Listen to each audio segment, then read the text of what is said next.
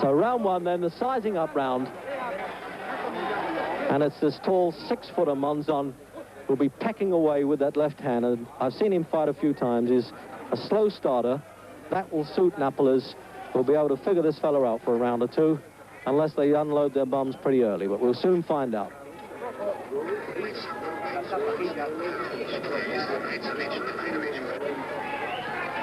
Just to recap then, the weight in pounds, 153 1/4 to Napoles, 159 1/2 to Monzon.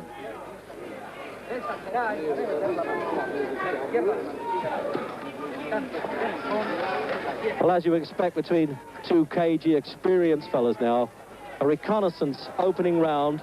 This fellow Monzon has been unbeaten in his last 75 fights, when the first blood, as it were, getting through with Napoles' left hook. So at the end of the first minute of that opening round, it was a left hook field there from Napoles.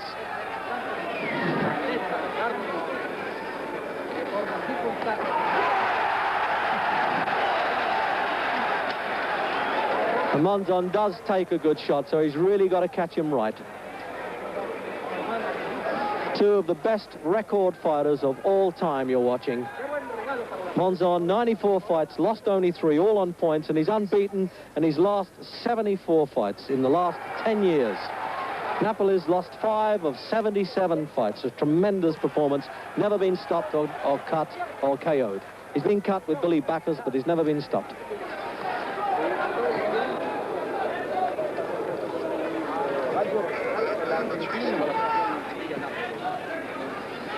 So midway then, in the opening round, we're still really enjoying this tremendous atmosphere under the big top here in Paris. Fantastic atmosphere, it really is. They've crowded them in here in a setting that's never been seen before for a battle between two world champions.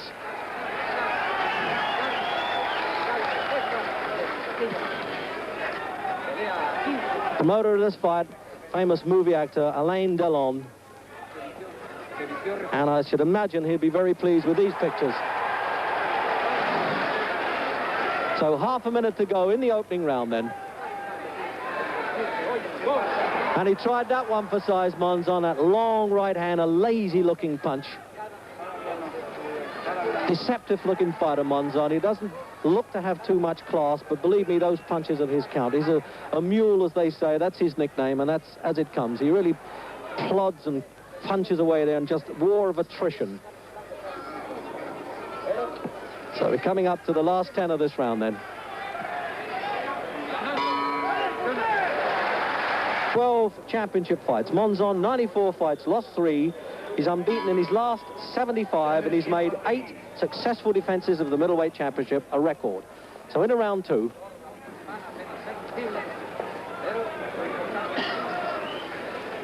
And this gangling middleweight champion then hoping to use this reach advantage against the super welterweight champion, who most good judges put certainly in the first 3, I think, of all time.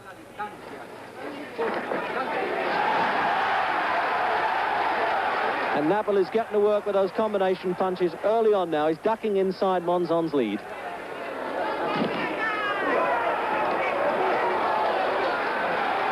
Monzon is a slow starter, but is a good stamina fighter. Has looked very good in the latter part of the fights that I've seen him in.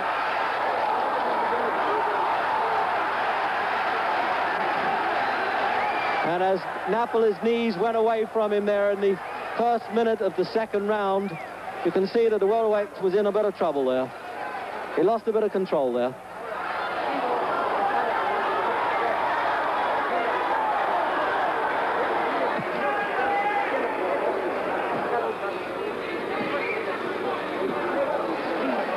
But I like the way Napoles has moved back in, trying to take the play away from Monzon.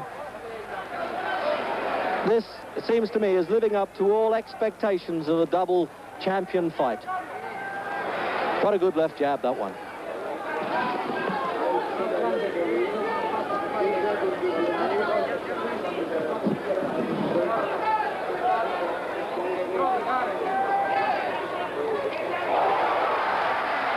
Well, he double jabs with that left hand, and then that right hand's like a bolt there from Monzon, an old-fashioned one, too. He hits a postman's knock punch. He rat-tats with the left hand, and then he shoots that. Here it is. He's setting it up again. Look, almost like a tug. Bango. There it goes.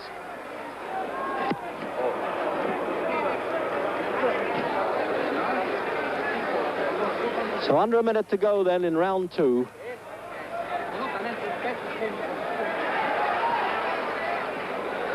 A bit surprised the way Napoles is taking the fight to the heavier man, spotting him 6 1/4 pounds.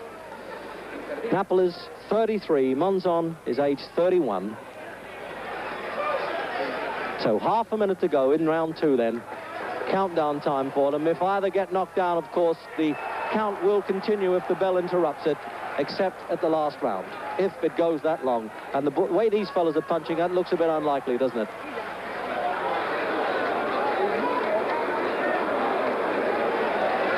The referee's doing it. It's an easy fight to referee, of course, but he's doing a good job so far. He's staying well away from it. As we come up then, 5-4-3 into the last round. The seconds are putting the stalls into the ring. The end of the second round. And what a good round that was. Born out there in Argentine. Started as a sort of newspaper seller and one of a big family of boys, and now owns his own ranch. So round 3 then of this scheduled 15-round championship for the middleweight championship of the world, with the challenger, the welterweight championship of the world, Jose Napoles.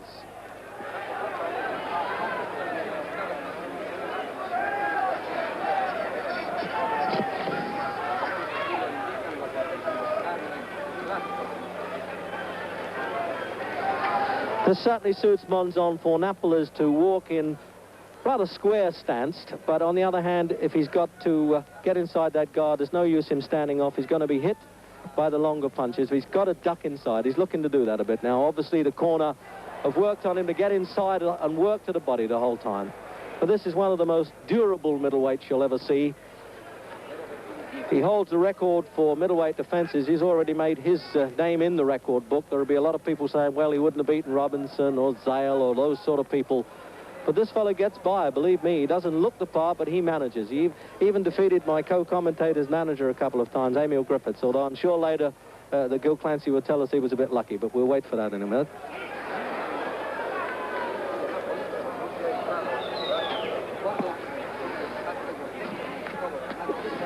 Looks to me as though Monzon is not going to refuse to be budged from this pattern, Gil. He wants to stand there and hold the ring the whole time and use the left jab. Yes, Napoles really has to take chances. He has to reach. And now when he is getting inside, Monzon is just able to push him off. He's so much bigger and stronger.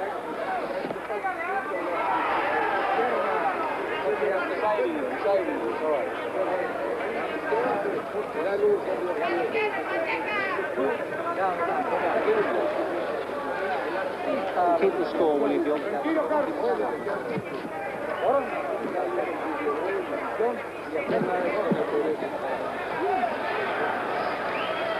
Crude but effective, you could say there, Monzon. There's about a minute to go in this round, but that's the way to double up that left hook. Napoles has got the right idea there. He's got to get over the top of that left lead. And he does it. He shoots a right-hand punch over the top of the left lead and then tries to double up with the left hook. I know that's a bit technical, but if you can keep your eye on that. Certainly Monzon isn't keeping his eye on it all the time. He's getting tagged with it. There he goes.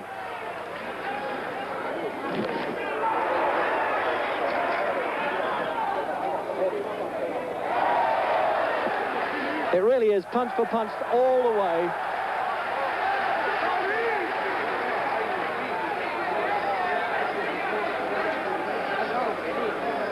We're coming up then to the last part of this round. Referee Balderou of France keeping well away from these two, and well he might. They really know their business.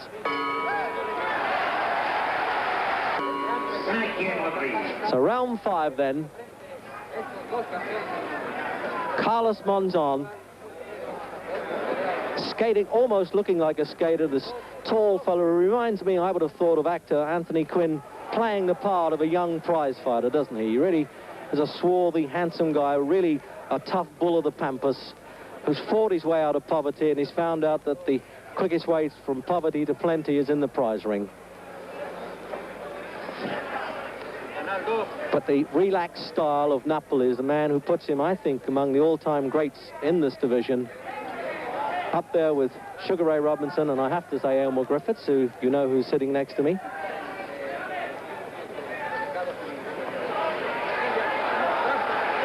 Gil, how would you rate Napoles in the all-time list anyway? I'd say that Napoles is one of the greatest welterweights that ever lived. He has to be in the top 3. It all depends on what style you like.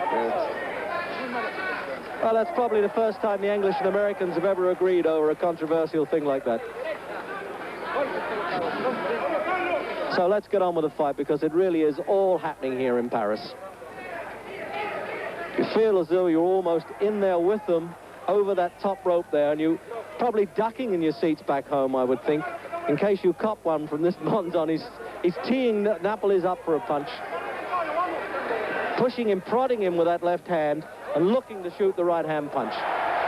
It's obvious, but effective.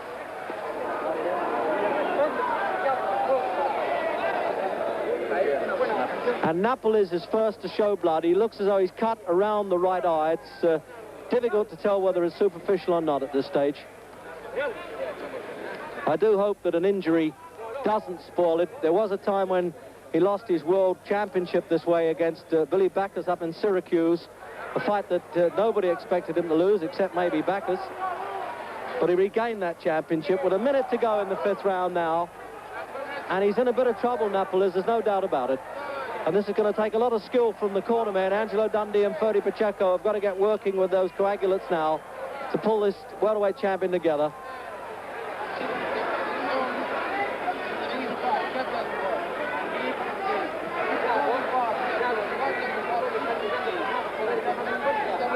I said Monzon was a slow starter, and I was right. He's opening up a lot more in this round than he was at the start. And he's tagging Napoles. He's got Napoles in a lot of trouble. Where he wants to, he's hardly missing with a punch. And Napoles bravely trying to battle it out with him there. But it looks as though he may club him down. He may not have enough time in this round to do it.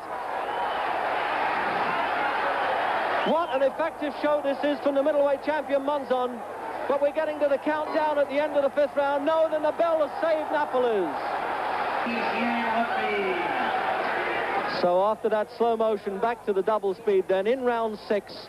And we'll see what effect that punishment in round 5 had on Napoles. Really was in trouble there. Now, can he ride this storm? This now has got to be the big thing for the welterweight champion. This adage about the little one can't beat the big one in the fight game looks at this stage of the fight as though that could be right. But there are records to disprove that. 6 welterweight champions have in fact won the middleweight championship, including Elmer Griffiths, as I'm had a nudge on my knee to point out there, and of course the great Sugar Ray Robinson was another, and Mickey Walker, and so on.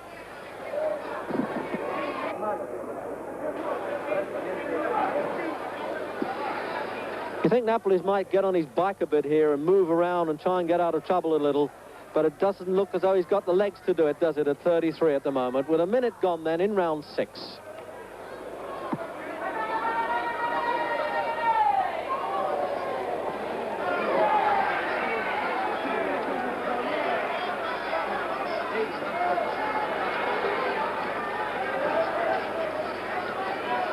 Monzon is able to manhandle him, Reggie. He's just so much stronger inside. You notice the way he just pushed him away then? Yeah, 6.5 pounds or 6.25 pounds really does make a difference at this level of weight.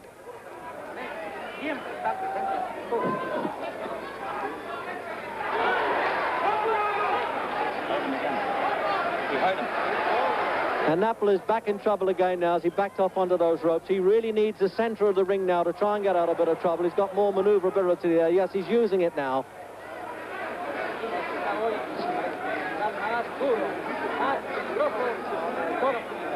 One wonders if Napoles was defeated here, whether this would be the end of him, whether he could get back to that welterweight division, having gone up from 147 to 153.25 to this fight. It's hardly likely, I would have thought, that he can get back to 147 and still be a force as a fighter. Look at the effective punching of this man, Monzon. He does not miss with one, does he? Oh, he really teed Napoles up for that one. It was almost like a golf shot off the first tee.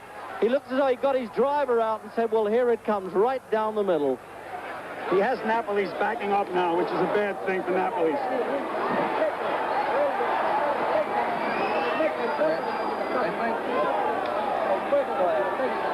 I think the difference is the size. He's just pushing him around. Napoles is really right side. He's only got 10 seconds to last this round.